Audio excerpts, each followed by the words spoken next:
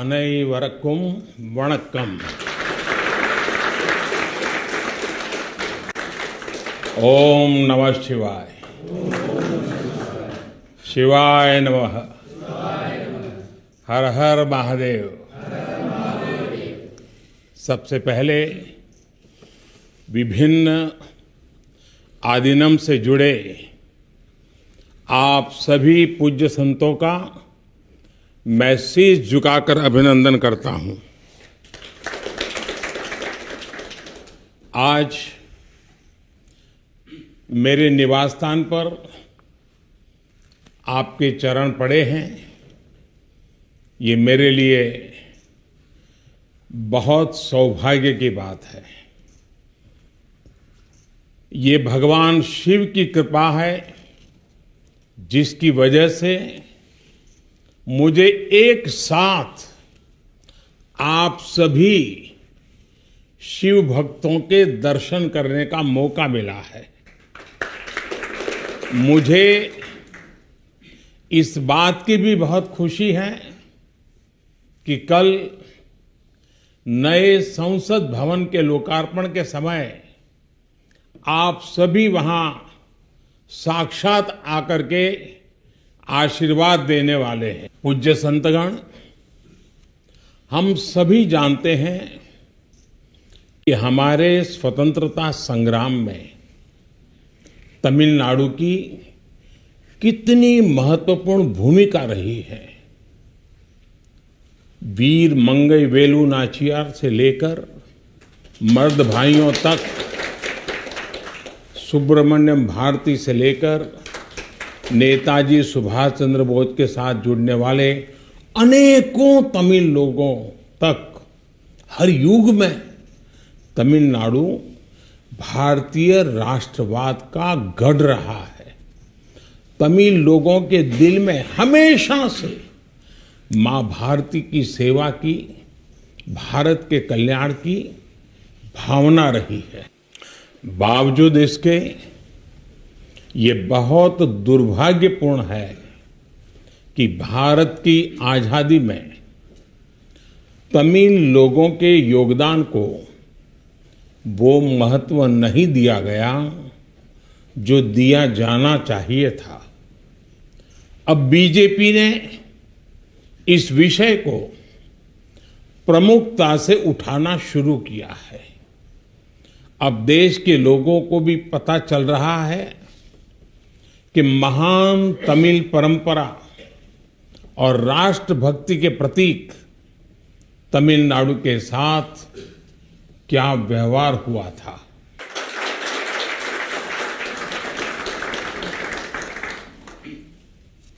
जब आजादी का समय आया तब सत्ता के हस्तांतरण के प्रतीक को लेकर प्रश्न उठा था.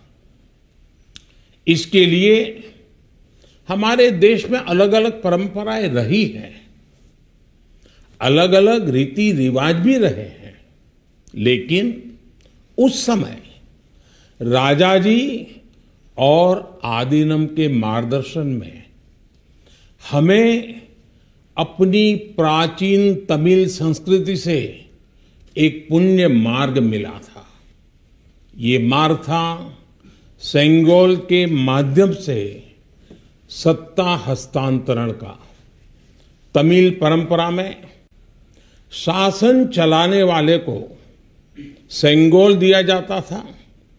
सेंगोल इस बात का प्रतीक था कि उसे धारण करने वाले व्यक्ति पर देश के कल्याण की जिम्मेदारी है और वो कभी कर्तव्य के मार्ग से विचलित नहीं होगा. सत्ता हस्तांतरण के प्रतीक के तौर पर तब 1947 में 1947 में पवित्र तिरुवावड़ुतुरई आदिनम द्वारा एक विशेष सेंगोल तैयार किया गया था. आज उस दौर की तस्वीरें हमें याद दिला रही हैं कि तमिल संस्कृति और आधुनिक लोकतंत्र के रूप में भारत की नियति के बीच कितना भावुक और आत्मीय संबंध रहा है। आज उन गहरे संबंधों की गाथा इतिहास के दबे हुए पन्नों से बाहर निकलकर एक बार फिर जीवंत हो उठी है। इससे उस समय की घटनाओं को समझने का सही दृष्टिकोण भी मिलता है और इसके साथ ही हमें ये भी पता चलता है कि सत्ता के हस्तांतरण के इस सबसे बड़े प्रतीक के साथ क्या किया गया। मेरे देशवासियों, आज मैं राजा जी और विभिन्न आदीनम की दूरदर्शिता को भी विशेष तौर पर नमन करूंगा। आदीनम के एक सेंगोल ने भारत को सैकड़ों वर्षों की गुलामी के हर प्रतीक से मुक्ति दिलाने की शुरुआत कर दी थी। जब भारत की आजादी का प्रथम पल आया, आजादी का प्रथम पल, वो क्षण आया, तो ये सेंगोल ही था जिसने गुलामी से पहले वाले कालखंड और स्वतंत्र भारत के उस पहले पल को आपस में जोड़ दिया था। इसलिए इस पवित्र सेंगोल का महत्व सिर्फ इतना ही नहीं है कि ये 1947 में हस्तांतरण का प्रतीक बना था। इस सेंगोल का महत्व इसलिए भी है क्योंकि इसने गुलामी के पहले वाले गौरवशाली भारत से, उसकी परंपराओं से स्वतंत्र भारत के भविष्य को कनेक्ट कर दिया था। अच्छा होता कि आजादी के बाद इस पूज्य सेंगोल को पर्याप्त मान सम्मान दिया जाता, इसे गौरवमय स्थान दिया जाता। लेकिन ये सेंगोल प्रयागराज में, आनंद भवन में वॉकिंग स्टिक यानी पैदल चलने पर सहारा देने वाली छड़ी कहकर प्रदर्शनी के लिए रख दिया गया था। आपका ये सेवक और हमारी सरकार अब उस सेंगोल को आनंद भवन से निकाल कर लाई है। आज आजादी के उस प्रथम पल को नए संसद भवन में सेंगोल की स्थापना के समय हमें फिर से पुनर्जीवित करने का मौका मिला है। लोकतंत्र के मंदिर में आज सेंगोल को उसका उचित स्थान मिल रहा है। मुझे खुशी है कि अब भारत की महान परंपरा के प्रतीक उसी सेंगोल को नए संसद भवन में स्थापित किया जाएगा। ये सेंगोल इस बात की याद दिलाता रहेगा कि हमें कर्तव्य पथ पर चलना है, जनता जनार्दन के प्रति जवाबदेह बने रहना है। पूज्य संतगण, आदीनम की महान प्रेरक परंपरा साक्षात सात्विक ऊर्जा का प्रतीक है। आप सभी संत शैव परंपरा के अनुयायी हैं। आपके दर्शन में जो एक भारत श्रेष्ठ भारत की भावना है, वो स्वयं भारत की एकता और अखंडता का प्रतिबिंब है। आपके कई आदीनम के नामों में ही इसकी झलक मिल जाती है। आपके कुछ आदीनम के नाम में कैलाश का उल्लेख है। ये पवित्र पर्वत तमिलनाडु से बहुत दूर हिमालय में है, फिर भी ये आपके हृदय के करीब है। शैव सिद्धांत के प्रसिद्ध संतों में से एक तिरुमूलर के बारे में कहा जाता है कि वो कैलाश पर्वत से शिव भक्ति का प्रसार करने के लिए तमिलनाडु आए थे। आज भी उनकी रचना तिरुमंदिरम के श्लोकों का पाठ भगवान शिव की स्मृति में किया जाता है। अपर, समंदर, सुंदरर और माणिका वासगर जैसे कई महान संतों ने उज्जैन, केदारनाथ और गौरीकुंड का उल्लेख किया है। जनता जनार्दन के आशीर्वाद से आज मैं महादेव की नगरी काशी का सांसद हूं, तो आपको काशी की भी बात बताऊंगा। धर्मपुरम आदीनम के स्वामी कुमार गुरुपरा तमिलनाडु से काशी गए थे। उन्होंने बनारस के केदार घाट पर केदारेश्वर मंदिर की स्थापना की थी। तमिलनाडु के तिरुपन्नदारु में काशी मठ का नाम भी काशी पर रखा गया। इस मठ के बारे में एक दिलचस्प जानकारी भी मुझे पता चली है। कहा जाता है कि तिरुपन्नदारु का काशी मठ तीर्थ यात्रियों को बैंकिंग सेवाएं उपलब्ध कराता था।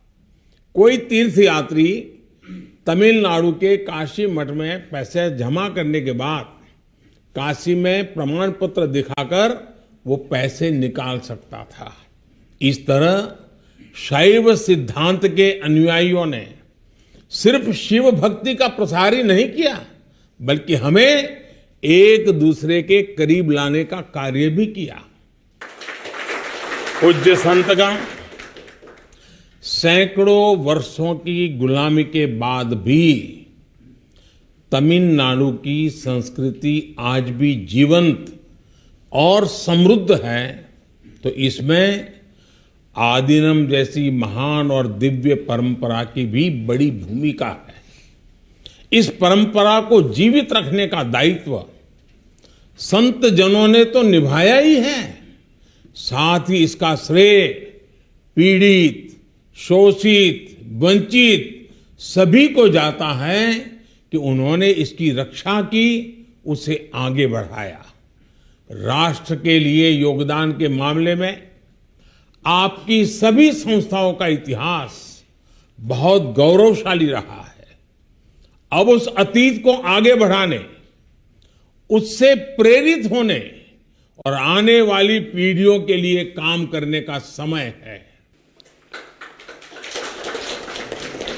पूज्य संतगण, देश ने अगले 25 वर्षों के लिए कुछ लक्ष्य तय किए हैं।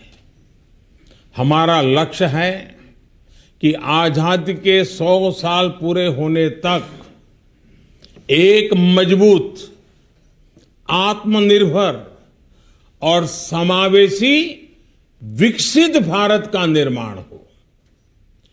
1947 में 1947 में आपकी महत्वपूर्ण भूमिका से कोटि कोटि देशवासी पुनः परिचित हुए हैं।